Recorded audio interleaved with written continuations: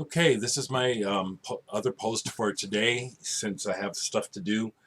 And I'd like to do a follow-up on the funk, but I don't have time to dig right now. I pulled two records, one for sure I want to show for funk, but what I'll show right now is some Miles Davis. As you all know, Miles Davis has a lot of records, and I don't have a lot of Miles Davis. I'm not trying to collect Miles Davis because there's too much. I love Miles Davis music, though, so I'll show you what I have. And like I said, I just have a little. When you look at the body of work he has, I just have a little bit of Miles Davis. There are some glaring omissions here when it comes to someone who collects Miles Davis. I'm not one of those people, so I'm not trying to be complete. But LJ asked if I'd show some.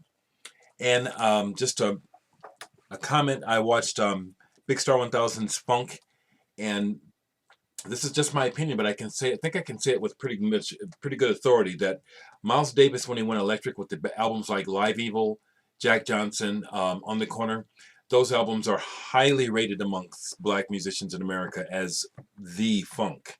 So that shit is absolutely jazz funk on the edge. You know what I'm saying? It's like, it's not for general consumption. But is it jazz funk? If that stuff isn't, I don't know what is. I just wanted to say that,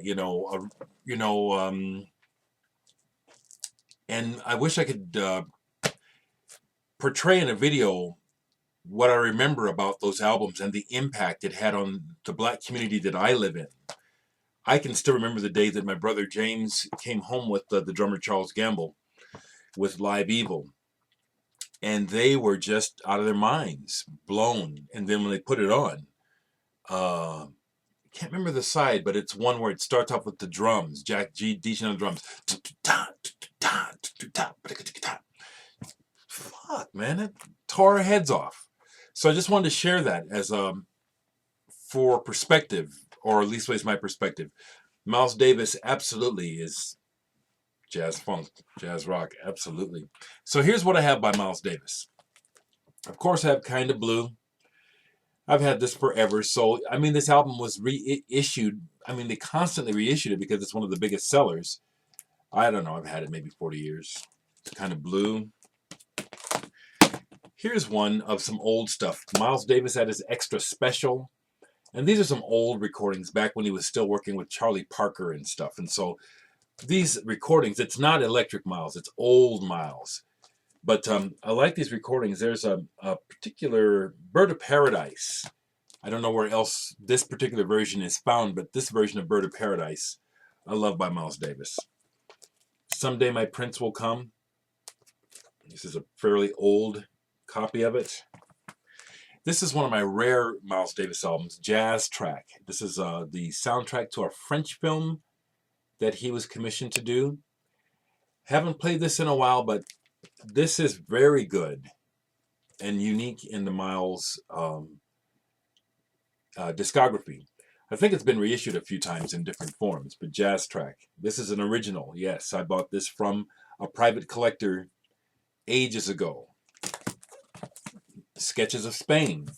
Well, when you talk about Miles Davis and some of his signature recordings, Sketches of Spain that is one that you need to hear it. I mean, you just, even if you don't like it, this is something that, for the purpose of education in jazz, you need to hear Sketches of Spain. ESP. Miles Davis ganking the lady on the front. Oh, what is her name? Is that Lola Falana? Here's one of my personal favorites when he starts to move into the electronic. It's not electronic, but you can hear he's starting to transition with the electric piano. Tony Williams on the drums. Filles de Kilimanjaro. This is monster. This is one of my personal favorite Miles Davis albums. And as you can see, it's ring worn because I've had it forever. Played it a lot. Yeah, In a Silent Way. So, my understanding is that even the musicians didn't particularly care for this, but I'm sorry, I love this album. Tony Williams, I understand, really hated this because he had to play kind of a shuffly beat. He didn't get to open up, didn't understand it, kind of made fun of Miles. This is what I understand. But I love this album. Of course, Scott Bitches Brew. course I got it. Miles live at the Fillmore. This can be a hard ride, but I'll tell you what. Excuse me, it's worth it. Jack Johnson. Much has been said about this year, and it's all true. This is another one of those jazz rock albums, jazz funk albums that was monumental to especially the cadre of musicians that I come from, which also includes Terry Lewis from Jimmy Jam and Terry Lewis, who were in The Time and produced Janet Jackson. Terry Lewis is from Omaha, and he was one of the cats who was among the crew whose mind was blown by this album. This is just one of the best.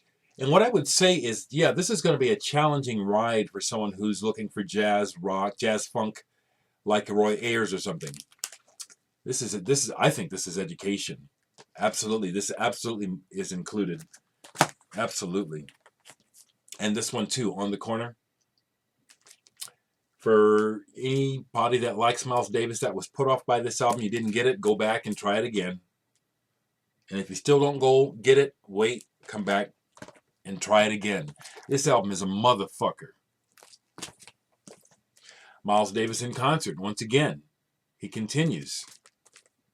This stuff is crazy. I mean, to me, it sounds like everyone's out of their minds on cocaine, and it's still amazing. This is another one of my personal favorite Miles Davis albums. Big Fun. This is a funky motherfucker, okay? Miles don't play. Decoy, fabulous, I think. Fabulous. Love this album. John Scofield on this album, bombing. Decoy, Miles Davis.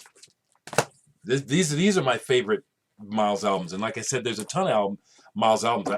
I'm missing a lot. Okay, Water Babies. No, Star People. I got Water Babies too. Star People. These albums need to be heard if you haven't heard them. These are good. Miles Davis Directions. This is a compilation of stuff. Double album. Great mix of stuff. I love that cover too. Nice. Water Babies. This is another great one. Wayne, I can't even see. I don't want to put my glasses on. Herbie Hancock, Tony Williams. Yeah, Wayne Shorter. Just forget it. This is excellent. This is excellent. A couple more. We Want Miles. All these albums, I recommend them. Especially for like the teacher you were saying, you got to have some funk.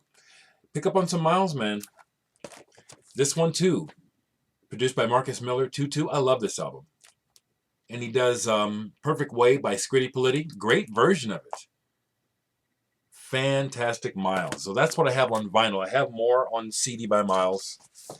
2 albums I wanted to show for the funk, and one, I don't know that this is right for the funk, but I saw it and I said, let me show this, and I'm going to play it because I know it's good. It's been a while. HADLEY, CALIMAN.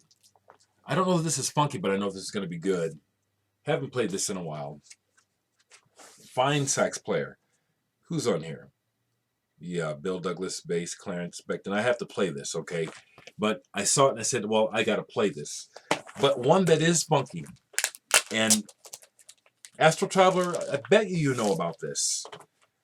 Chris, 4127 Basket and Big Star 1000. Do you guys know this album? Clifford Coulter, Do It Now on Impulse. This is a funky album.